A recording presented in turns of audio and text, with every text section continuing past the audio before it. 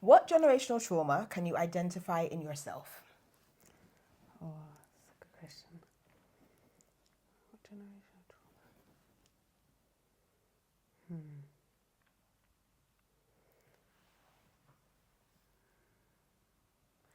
Okay. I think in my family, I think there was a normalization of unhealthy relationships with men, Okay. unhealthy bonds, trauma bonds, and unhealthy coping methods, and unhealthy coping methods, and like the things that we accepted and allowed from men. And I think that um, with my I can see a pattern of the women in my family making unhealthy choices with men, staying in unhealthy relationships, attracting their trauma through men and attracting their trauma through relationships.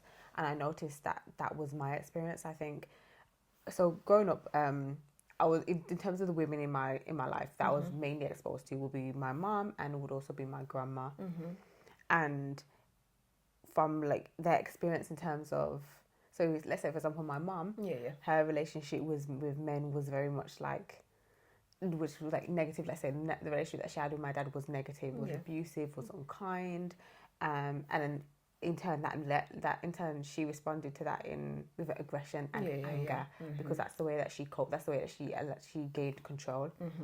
I think that same experience with my grandma as well. Like her relationships with men, there was like this aggression, that this anger, but also that codependency to some degree. And I think that when I grew up and got into relationships, there was that trauma and that unhealthy relationship with men, but also wanting to be around men, also filling voids with a man and filling voids with a toxic relationship and holding on to those relationships, and then like normalizing like things. I think it was like I think there's a lot of things that we in terms of trauma. I think we normalized our trauma and normalized it to the point where it's like it's okay. It was all right, even if we felt dissatisfied. So I think I noticed that because I think that there was a lot of like normalizing when it came to my family. There was a lot of normalizing, certain patterns of behavior, certain trauma, certain unhealthy habits, certain codependencies. We made it normal to the point where this is just how life is supposed to be and how we should navigate and what relationships we should get into. What did that teach you about love, or what you thought that love was? I thought, for me, I don't think I knew what love was. I think I had to actually learn what love was because I didn't actually know what love was supposed to look like or how love was supposed to show up, because my experiences of love, or what I believed were love, came with abuse, came with harm, or came with verbal abuse, came with disrespect, and a lot of my or came with disappointment even. And so there was that as well. And I think that for me, I had to really think about what I love was actually supposed to be, because I really didn't know. I didn't, it's like I would have experiences where, okay, I'll give an example, which is like a really difficult experience for me, but I haven't had the best relationship with my dad, and I still don't, to be honest.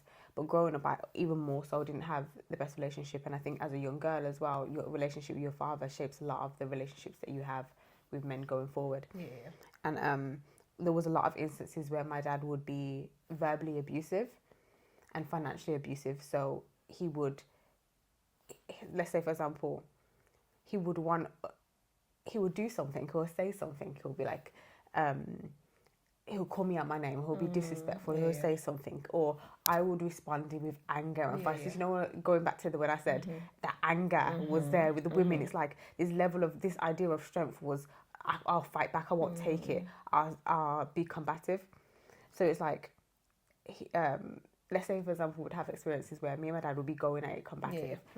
I would say something and he wouldn't like it, and he'll be verbally abusive or disrespectful, or even he'll be verbally abusive towards me or treat me a certain way. And then it's like afterwards, he will apologize. He will, actually, he wouldn't even apologize. Afterwards, he will say, "Oh, I didn't really mean that." And then for me, I think it shaped this sort of narrative that he's my dad, he loves me, but it's okay for him to, you know, treat me a certain way, disrespect me, and then come back and say, oh, you know, I didn't mean it. It's because you made me annoyed or you made me angry. And I think justify it. You justified it. Sorry, my lipstick. And I think for me, it made me have this sense of like this belief that love and abuse could coexist. That in order for me to experience what I think love is, I have to accept nonsense. I have to accept disrespect, because with one comes the other. And that's what And I think even with that, it frames how you perceive men and what you tolerate from men and what you normalize, that, you know, even the disrespecting verbally, we normalize, oh, well, you know, he's just mad, or that, it's normal because it's familiar.